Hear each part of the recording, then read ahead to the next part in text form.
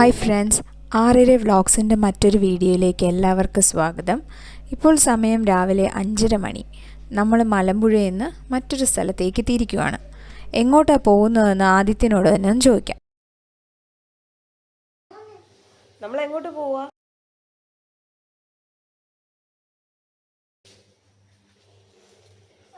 എങ്ങോട്ട് പോവാ?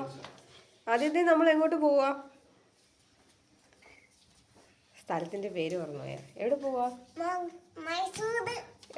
നമ്മള് രാവിലെ മൈസൂർ പോവാ. ഇന്നലെ നമ്മൾ എന്താ കണ്ടേ?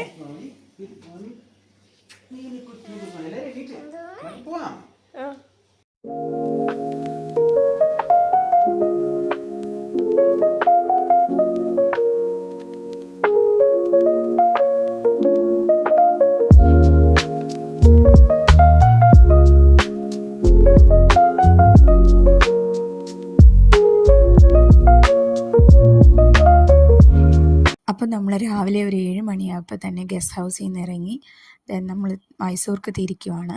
ഈ പോകുന്ന വഴിക്ക് കുറച്ച് ബ്രിഡ്ജിൻ്റെ മേലെ എത്തുമ്പോൾ കുറച്ച് വ്യൂ പോയിൻറ്റ്സ് ഒക്കെ ഉണ്ട്. ഡാമൊക്കെ നന്നായിട്ട് കാണാൻ പറ്റും. അവിടെയെല്ലാം നിർത്തി ഫോട്ടോസൊക്കെ എടുത്തു. എന്നിട്ട് ആ മലമ്പുഴ ഡാമിൻ്റെ ആ ഒരു ടൗൺ പോലെയുള്ള ഒരു സ്ഥലത്ത് കുറേ റെസ്റ്റോറൻറ്റ്സ് ഒക്കെ ഉള്ള അവിടെ വന്ന് ആദ്യം തുറന്ന റെസ്റ്റോറൻറ്റിൽ കയറി ബ്രേക്ക്ഫാസ്റ്റൊക്കെ കഴിച്ചിട്ട് നമ്മൾ പൊയ്ക്കൊണ്ടിരിക്കുകയാണ്. കംപ്ലീറ്റ്ലി ഗൂഗിൾ മാപ്പിനെ ഡിപ്പെൻഡ് ചെയ്താണ് ഞങ്ങളീ പോകുന്നത് കേട്ടോ. ഗൂഗിൾ മാപ്പിൽ ഒരു 5 മണിക്കൂറാണ് കാണിക്കുന്നതെങ്കിലും കുട്ടികളുടെ കൂടെ പോകുന്നത് കൊണ്ട് 5 എന്നുള്ളതൊരു 8 മണിക്കൂറെങ്കിലും ആകും. അങ്ങനെ പോയി ഞങ്ങൾ എത്തിയത് വഴിക്കടവിലാണ്. അപ്പോഴാണ് മനസ്സിലായത് ഇനി അങ്ങോട്ട് ട്രിവാൻഡ്രം ടു ഊട്ടി വിയ മസനഗുഡി പോയ അതേ റൂട്ടാണെന്ന്. വഴിക്കടവ്, നിലമ്പൂർ ആ റൂട്ട് തന്നെ. സത്യത്തിൽ അത് ഓർത്തപ്പോൾ ചെറിയൊരു ടെൻഷൻ കൂടി തോന്നി. കാരണം മറ്റൊന്നുമല്ല, ഹെയർ പിൻ വളവുകളൊക്കെ കയറുമ്പോൾ വരാൻ സാധ്യതയുള്ള ട്രാവൽ സിക്നസ് ഓർത്താണ്. പലർക്കും യാത്ര ചെയ്യാൻ ഇഷ്ടമാണെങ്കിലും സ്വന്തമായിട്ടോ കുട്ടികൾക്കോ ഒക്കെ വരുന്ന ഈ ട്രാവൽ സിക്നസ് വലിയൊരു പ്രശ്നമാണ്. പാതി വഴിക്ക് വെച്ച് വോമിറ്റിങ്ങും തലക്കറക്കവും ഒക്കെ വരും. ഞാനിതിന് കണ്ടുപിടിച്ച് വച്ചിരിക്കുന്ന സൊല്യൂഷനാണ് എനിക്കിഷ്ടമുള്ള എന്തെങ്കിലും വായിലിട്ട് നുണഞ്ഞുകൊണ്ടിരിക്കുക എന്നുള്ളത്. മിഠായി അത്ര വലിയ ഇഷ്ടമല്ലാത്തത് കൊണ്ടും ട്രാവലിൽ വലുതായി വാങ്ങിച്ച് വയ്ക്കാൻ ഇഷ്ടം അല്ലാത്ത ഐറ്റം ആയതുകൊണ്ടും ഹെൽത്തിനെ ഓർത്തും മിഠായി വളരെ അത്യാവശ്യം വന്നാൽ മാത്രമേ ഒരു ഓപ്ഷനായിട്ട് വയ്ക്കാറുള്ളൂ. പകരം ഡ്രൈ ഫ്രൂട്ട്സ് വാങ്ങി വയ്ക്കുകയാണ് ചെയ്യാറ്. പ്രത്യേകിച്ച് ഡ്രൈഡ് ആയിട്ടുള്ള നെല്ലിക്ക. ഇതെനിക്കും കുട്ടികൾക്കൊക്കെ വലിയ ഇഷ്ടമാണ്. പിന്നെ ഫ്രണ്ട് സീറ്റിൽ തന്നെ ഇരിക്കും. ഫ്രണ്ട് സീറ്റിൽ നിന്ന് ഫ്രണ്ടിൽ റോഡിലേക്ക് നോക്കി തന്നെ ഇരിക്കും. ഇങ്ങനെയൊക്കെ ചെയ്യുമ്പോൾ ഈ ട്രാവൽ സിക്നസ് ഹെയർ പിൻ വളവുകൾ കയറുമ്പോൾ വലുതായിട്ട് ബാധിക്കാറില്ല. Welcome to Tamil Nadu. Mysore 126 kilometres ആണ്.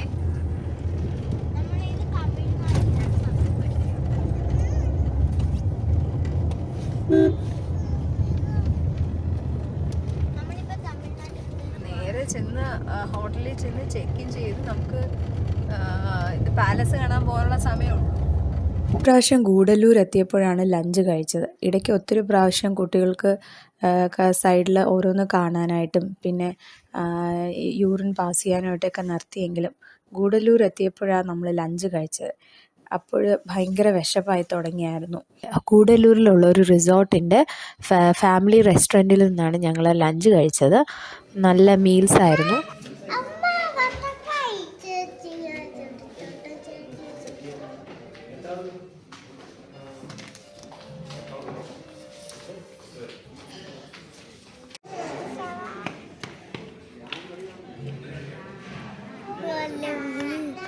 ഇതേ പോകുന്നുണ്ടോ?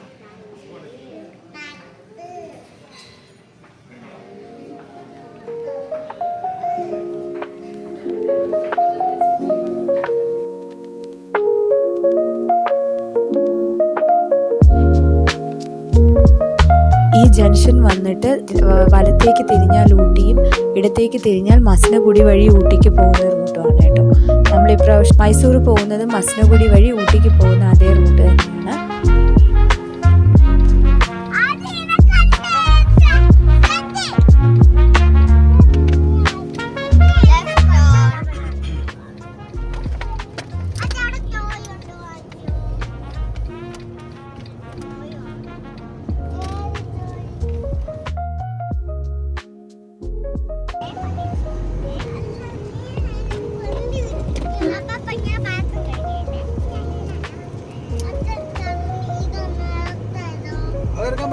വച്ചേക്കാം, അതിൽ വച്ചേക്കാം. അതെടുക്കാൻ പറ്റില്ല.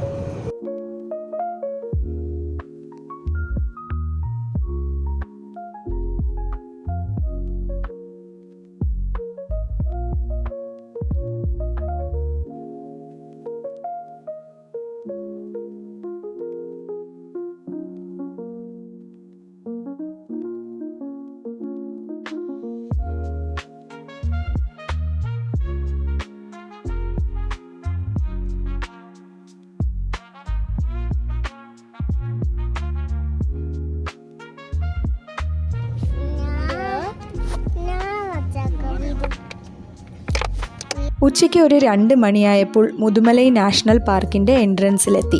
നാഷണൽ പാർക്കിൻ്റെ കടുവ സംരക്ഷണ കേന്ദ്രമായ മുതുമലൈ ടൈഗർ റിസർവ് ഫോറസ്റ്റിലൂടെയുള്ള യാത്ര ട്രിവാൻഡ്രം ടു ഊട്ടി വിയ മസ്നഗുഡി വീഡിയോയിൽ വിശദമായി പറഞ്ഞിട്ടുണ്ട്. ഈ റോഡ് ഒത്തിരി മുന്നോട്ട് പോകുമ്പോൾ വലത്തേക്ക് തിരിഞ്ഞാൽ മസ്നഗുഡിയിലേക്കാണ് പോകുന്നത്. ഗൂഗിൾ കാണിച്ചത് നേരെ പോകാനാണ്. അപ്പോഴതാ അടുത്ത ബോർഡ് കണ്ടു, ബന്ദിപ്പൂർ നാഷണൽ പാർക്ക്. അതൊരു സർപ്രൈസ് ആയിരുന്നു. മുതുമലയിൽ നിന്ന് ബന്ദിപ്പൂർ നാഷണൽ പാർക്കിലേക്ക് ഏകദേശം 35 മിനിറ്റ് ഡ്രൈവ് ഉണ്ട്.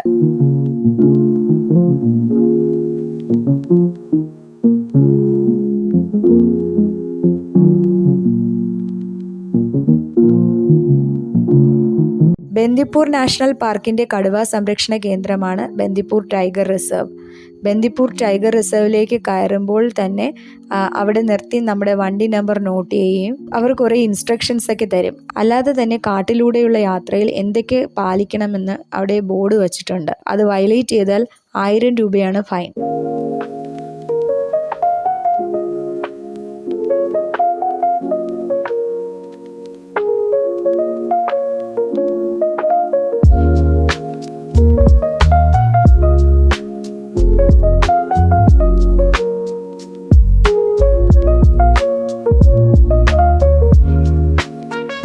കർണാടകയിലെ ചാമരാജനഗർ ഡിസ്ട്രിക്റ്റിലാണ് ബന്ദിപ്പൂർ നാഷണൽ പാർക്ക് അല്ലെങ്കിൽ ബന്ദിപ്പൂർ ടൈഗർ റിസർവ് സ്ഥിതി ചെയ്യുന്നത്.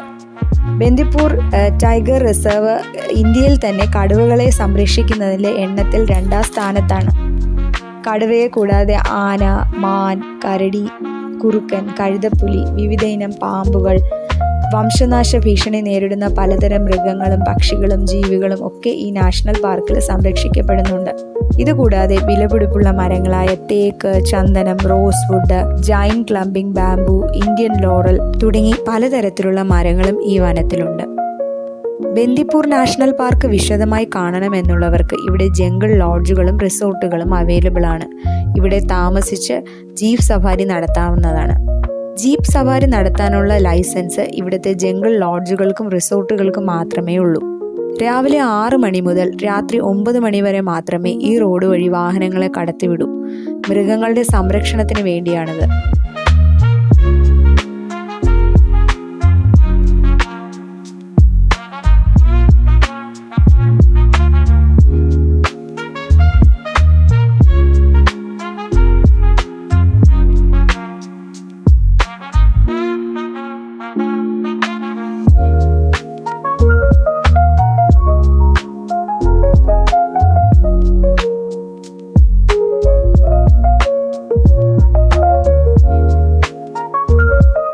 ഉച്ച സമയത്ത് ഈ കാട്ടിനുള്ളിലേക്ക് കയറിയത് കൊണ്ടാവാം വലുതായിട്ട് മൃഗങ്ങളെയൊന്നും കണ്ടില്ല. എന്നാലും കാട്ടാനയെ കാണാൻ പറ്റി. ഒപ്പം ഒരു കുട്ടിയാനയും ഉണ്ടായിരുന്നു. ആൾക്കാർ നിർത്തി ഫോട്ടോ ഒക്കെ എടുക്കുന്നു.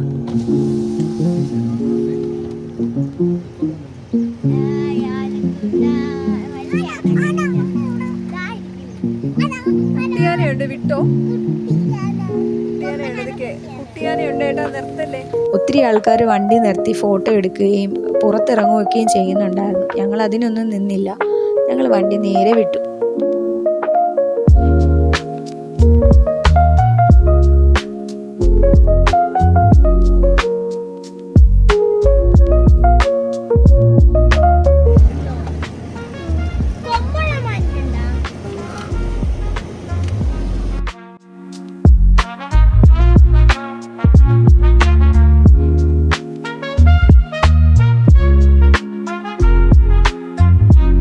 കാടിനുള്ളിലെ റോഡിലൂടെയുള്ള യാത്ര അതിമനോഹരവും രസകരവുമാണ്.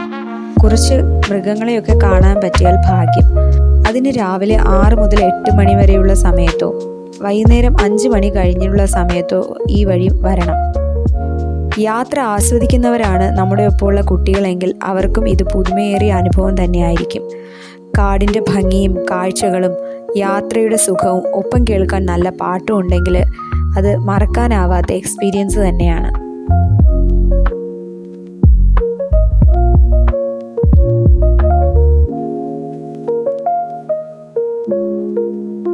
കാടിനുള്ളിലെ റോഡിലും ട്രാഫിക് ജാമൊക്കെ വരും കേട്ടോ. ഈ ഒരു വലിയ വണ്ടി വഴിയിൽ പാർക്ക് ചെയ്തിരിക്കുന്നത് കൊണ്ടായിരിക്കണം ഈ ട്രാഫിക് എന്ന് തോന്നുന്നു. അങ്ങനെ കാട്ടിനുള്ളിൽ കുറച്ചു നേരം ട്രാഫിക്കിൽ കിടക്കേണ്ടി വന്നു. എന്നാലും ഒരു സൈഡ് മൂവിങ് ആയിരുന്നു.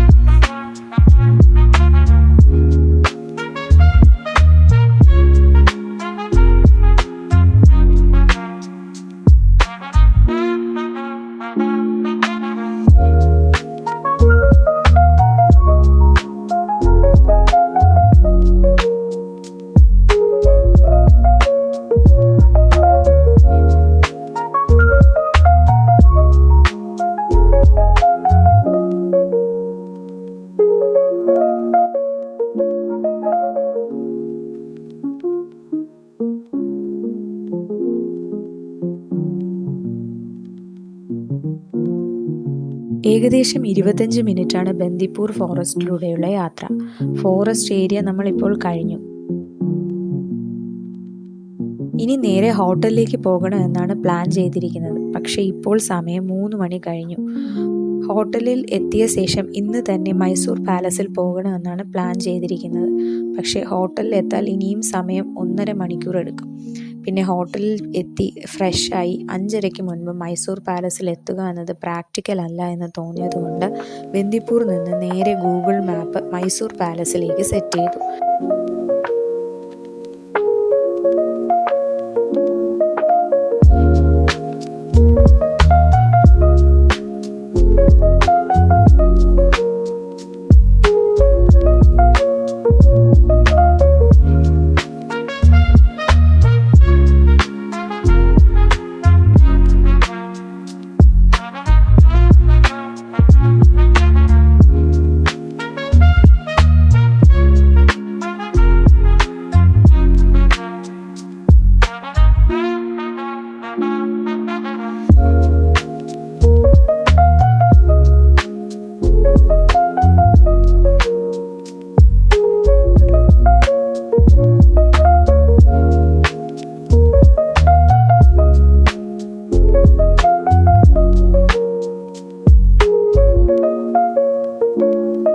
ഈ പോകുന്ന വഴിക്ക് ടോളൊക്കെ കൊടുക്കണം കേട്ടോ.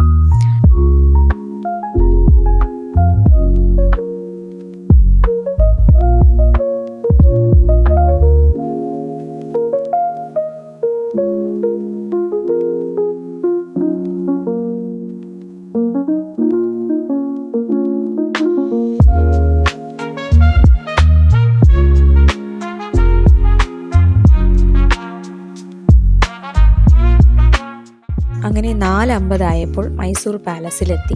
മൈസൂർ പാലസിൻ്റെ എൻട്രി ടൈമിംഗ് രാവിലെ 10 മണി മുതൽ വൈകുന്നേരം 5:30 വരെയാണ്. എൻട്രി ഫീസൊക്കെ ഉണ്ട്. അഡൽട്ടിന് 40 രൂപയും കുട്ടികൾക്ക് 20 രൂപയുമാണ്. 10 വയസ്സിന് താഴെയുള്ള കുട്ടികൾക്ക് എൻട്രി ഫീസ് ഇല്ല. വെക്കേഷൻ ടൈം ആയതുകൊണ്ടാവണം ഭയങ്കര തിരക്കായിരുന്നു. മൈസൂരിലെ ഒരു പ്രധാനപ്പെട്ട ടൂറിസ്റ്റ് അട്രാക്ഷനാണ് മൈസൂർ പാലസ്.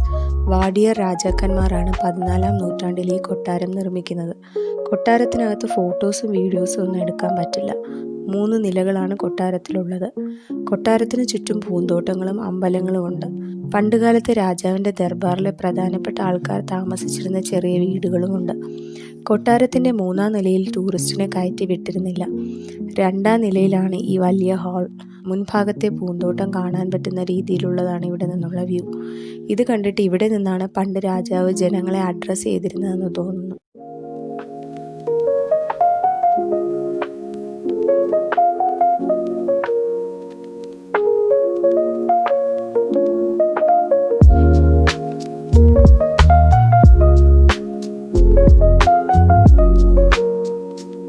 പാലസ് കണ്ട് താഴേക്ക് വന്നപ്പോൾ സമയം 6 മണി കഴിഞ്ഞു.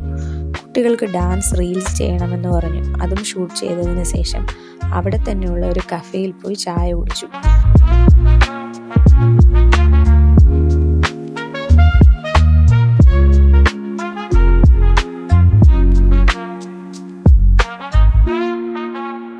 ഈവനിങ് ആണ് മൈസൂർ പാലസ് കാണേണ്ടത്. ലൈറ്റ്സ് ഒക്കെ ഇട്ട് ഭയങ്കര ഭംഗിയാണ് കാണാൻ. അന്ന് പാലസിൽ മ്യൂസിക് പ്രോഗ്രാംസും ഫ്ലവർ ഫെസ്റ്റിവലും ഒക്കെ ഉണ്ടായിരുന്നു.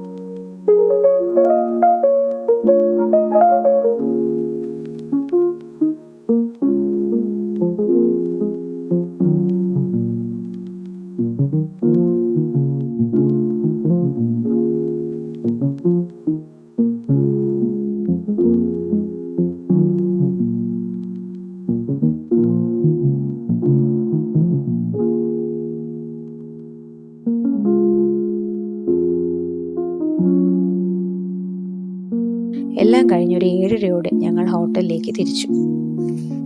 ഇനി മറ്റൊരു വ്ലോഗുമായി വീണ്ടും കാണുന്നത് വരെ ബൈ.